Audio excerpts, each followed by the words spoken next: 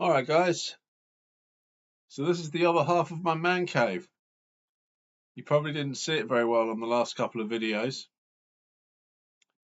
but I got a few guitar amps and a dartboard.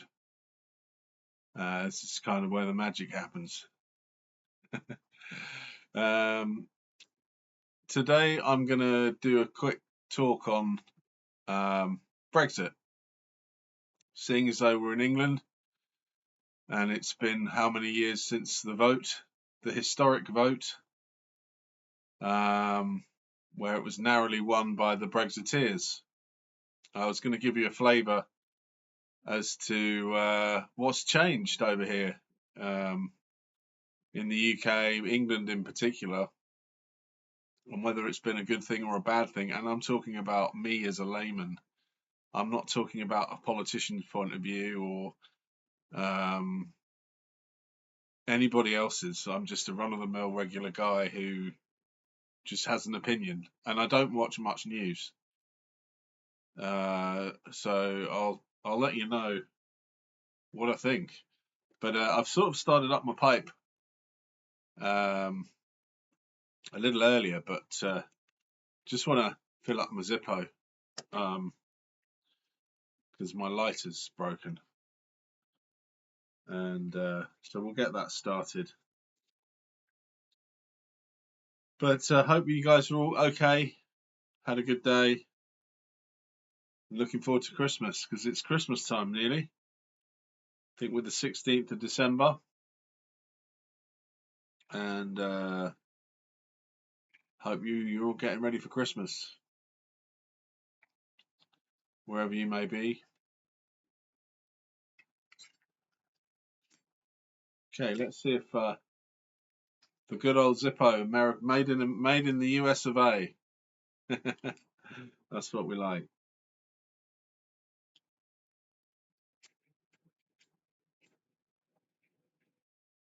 Right, let's see if I can get this started.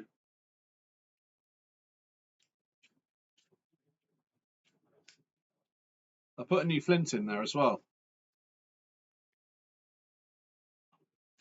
It's because I haven't used it for ages.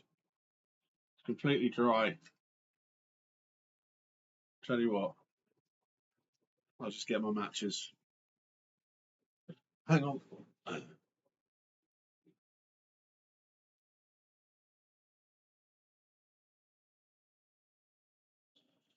And I got a new pipe today in the post. It's another Peterson, but it's a little bit smaller than the other one I was using. And it seems to be smoking pretty well.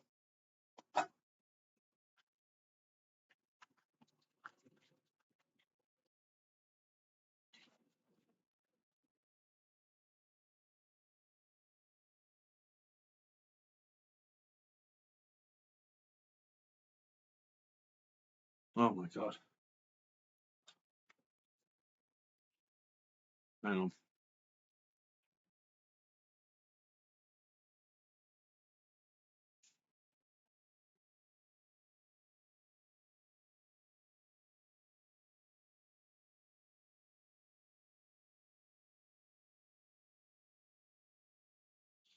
That's great.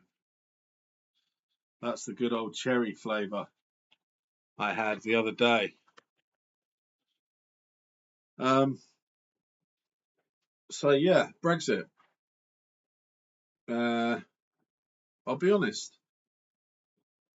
I voted Remain, but I've become more of a Brexiteer um, since the vote. But that's not because I've seen a lot of positive change. If anything, I think it's probably too soon to still too soon to come up with any firm conclusions as to whether Brexit, the decision to vote to leave the European Union, was a good thing or not.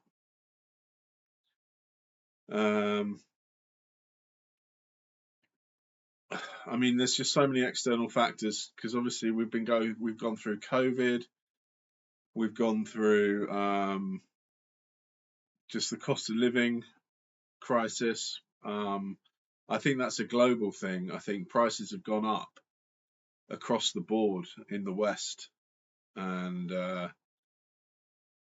I think that I don't think you can blame necessarily Brexit on that. But yeah, me personally, I think from my own personal freedoms, I can't just buy a place in Portugal or France or whatever like I could before without any paperwork. So that is the biggest factor, really. The free movement of people has been taken away from us in Europe. So we can stay something like 90 days or whatever it is on a strict visa to the EU, which is fine for holidays if you go on holiday for 2 weeks, 3 weeks. But if you want to stay longer than that, it's a little bit more tricky.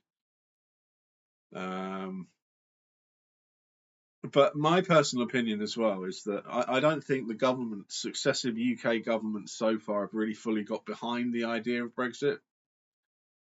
They're still been dragging their heels, and I see sort of Keir Starmer's, swanning around in EU summits now. He's getting invitations. I think he's poorly advised. I think if it was his decision, then I don't think it's the right decision for him to make. And I'm not saying we're going to try and distance ourselves from them forever, but um, it goes against a lot of popular opinion. And we've also seen the rise of Reform, which is a sort of relatively new political party led by Nigel Farage. And he's making massive headway. I wouldn't be surprised if he wins the next election. I mean, it's a long way to go. They've only got 4 or 5 seats, but the momentum is certainly with them, and there's still that desire to see Brexit through. And certainly from the other major political parties, there doesn't seem to be any of them identify them wholly with Brexit, that Reform does. So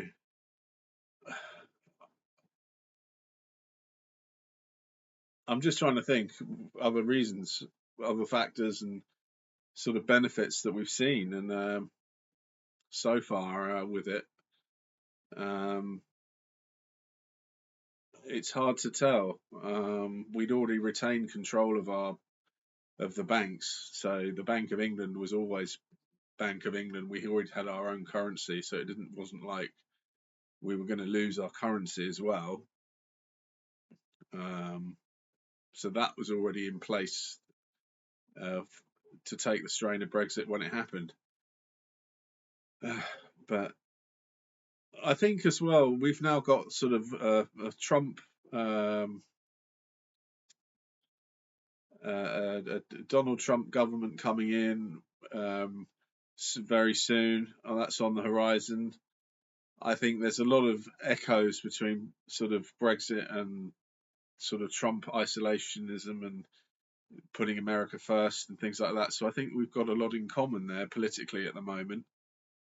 And I think they do get a unfair press. I think a lot of there's a huge amount of criticism that has been geared up to both the Brexiteers in the UK and also to the Republican Trump administration. I can't remember what I was going to say. But that's kind of where I'm at with it, and I'm comfortable with it. And I think we've got to get behind the vote. We've got to get behind the vote, and it's happened. We've got to accept it, and I think there's still people who can't in the UK that still cannot accept the vote. I think as well the other point that needs addressing is that this is the schism between Scotland and the rest of the UK, who the Scottish largely voted in favour of remaining, whereas the rest of the UK were in favour of leaving. And I don't think that's fully repaired itself yet. And I'm not sure what the Scottish think really about it, but I'm sure there's a lot of Scots out there who are in favour of leaving. But as far as the Scots who voted to stay in the EU, we'll see. But anyway, yeah. But yeah, generally, as I say, just to kind of sum it up, I think from just a regular guy, working guy, there's not the end of the world wasn't isn't nigh. We're still okay over here, and life goes on. And I think the media bashing that was precursor to Brexit was out of control. It was hysterical, and I think people were just either got scared or whatever. But I think it's a question of also watching this space, because it's still a huge political hot potato in many ways in the UK, and you're either for it still or you're against. And yeah, that's where I'm coming from. So that's kind of like my take on Brexit. All right, take care.